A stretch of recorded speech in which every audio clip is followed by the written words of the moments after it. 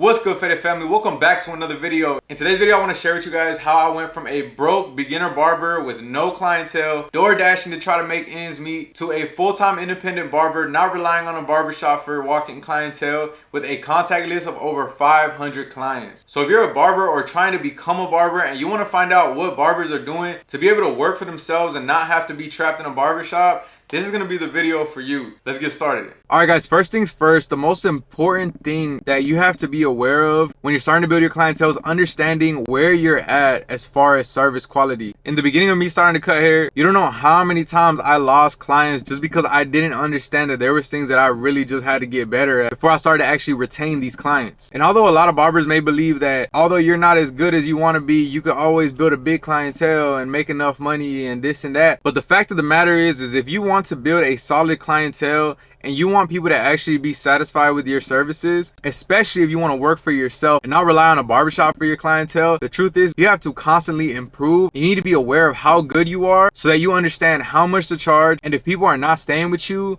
you can understand why it is that they're not staying with you. What I did in this phase of my business, I offered haircuts for free. I did this for about 3 to 6 months. Thankfully, I had a good group of people that were helping me out with practicing my barbering. But the truth is, a lot of people didn't actually stay and they didn't return. I feel like this is a good way to kind of gauge where you're at as far as skill set. This is gonna let you know whether you're good enough to return to, or if you actually just need to improve your business and just focus on that for a little while. If you see that people are not returning to get haircuts with you, even when the haircuts are free, that is a very good indicator that you need to get back in the gym and start putting in some reps. And when you're practicing on these low expectation clients that are sticking with you while you learn, make sure that you ask them what it is that you're doing that is probably making people not want to come back. And although this might be a little bit hard because you will have to swallow your pride to do this, but reach out to the people that didn't come back and ask them why so that you can fix it. You'd be surprised at how many people are actually willing to tell you what it is that they didn't like about their service. And maybe in the future, once you're able to do what it is that they didn't like, they will actually come back and make you their permanent barber. Now, before I get into the next thing, I'm going to go into Walmart real quick because I got to order on my eBay store and I ran out of shipping labels. So I'm going to go and grab that. Then I'll be back to continue this video.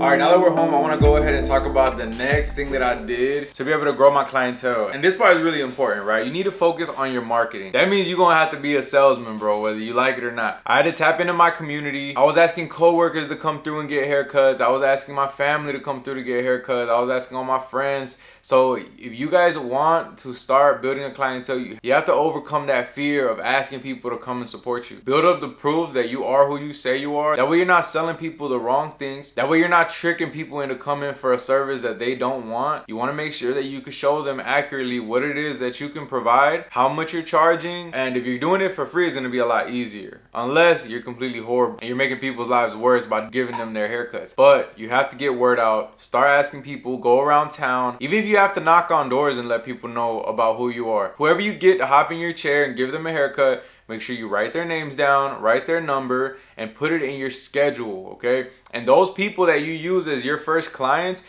make sure you get content and post it on social media. And since we mentioned creating content, let's go ahead and get into the next thing that I did to build my clientele. Social media played one of the biggest parts of me being able to build this clientele because one of the first salesman strategies that I used was me going door to door on Instagram accounts in my local area, finding clients. And if you guys want my method, all I did was find people in my area and just DM them.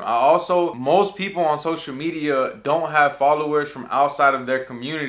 So if you're able to find just one person in your area, most likely their followers are also in your area too. So that's a really good thing to keep in mind when you're going from account to account, asking people to book with you to get their haircuts. Now, when it comes to creating content, I recommend that you just stick to the basics. That way you don't confuse yourself and overwhelm yourself. The best thing that I recommend is for you to do before and afters, story shout outs, and tag the client. If they actually enjoyed the service, they're going to repost you as well. And that helps you market. If people see their friends getting haircuts with you and they're not satisfied with their barber, they're going to go and give you a try. And the next most important thing for you to post on your social media is your availability. If people don't know that you're available, they're not gonna know whether they're gonna be able to book with you or not. So if you post on social media, these are my times that are available today, and somebody just happens to be available at that same time and needs a haircut, they're gonna go ahead and hit you up and be like, hey, look, bro, let me get that 3 o'clock slot. And boom, you got a client. One tip that I do have for people that are trying to go into social media is do not be original. Just recreate what already works. Most people are trying to be original and trying to do things that looks good to them, but the reality is that social media already has its culture. People are most likely gonna watch what they're already used to watching. Find other people in your niche that are already succeeding and just recreate content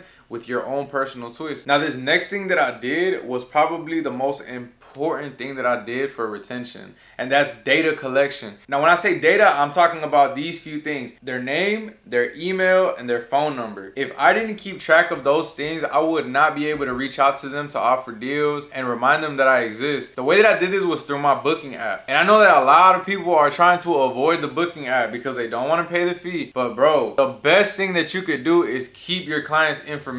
Because if your social media goes down for whatever reason, you're gonna have these people information. You're gonna be able to run your business effectively without having to worry about starting all the way over. The booking app that I use is called Booksy. And I'm gonna leave a referral code in my bio just in case anybody wants to start using it too. Now, if you guys look right here, you guys can see that I have over 500 clients. And I've acquired these clients over the course of like 3 or 4 years. This is what I use as a foundation for my business in order for me to keep myself busy by offering deals and reaching out to the same clients. You do not need new clients for you to keep your business afloat. You can always reactivate old clients, and as long as that bridge isn't burned in any negative way, the likelihood of them coming back is actually pretty reasonable. So data collection, guys. Data collection is really important for you to build your clientele. The last thing that I did in order to build my clientele is rebooking. And I know that this is a really controversial topic because a lot of people think that the client needs to take the initiative to rebook themselves because they're adults and you don't need to be babysitting them. The truth is if you make it easier for your client to rebook at the time that they're gonna need another haircut, the likelihood of them returning to you increases by a lot. So I recommend that you guys always ask your client when they want to rebook their haircut before they leave your chair. And if they say that they'll let you know, fucking put them down for a haircut anyways. That way you can remember to reach out to them around the time that they normally get a haircut. That way you can at least have that reminder that that person is probably due for a haircut. They're going to be looking for a barber that's available around that time frame. But all right, guys, that's gonna be it for today's video. I hope you guys enjoyed this video and got a lot of value. I know this video is gonna be more for barbers and entrepreneurs, so I hope you guys got some value. I hope you guys were entertained with this video, and if you guys did get some value, I hope you guys like, comment, subscribe. Also, check out my clothing brand, FERIAapparel.com. I make clothes specifically for hustlers, so if you guys want to go and support it, go hit the link in my description, and you guys can use code FAMILY to get 10% off your next purchase. But all right, guys, that's gonna be it for today's video. Thank you for watching, and I'll catch you on the next one. Bands down, turn to 30. I hit a Glock in the wood like it's dirty. I'm keeping it humble cause I came from nothing, but I just been scoring on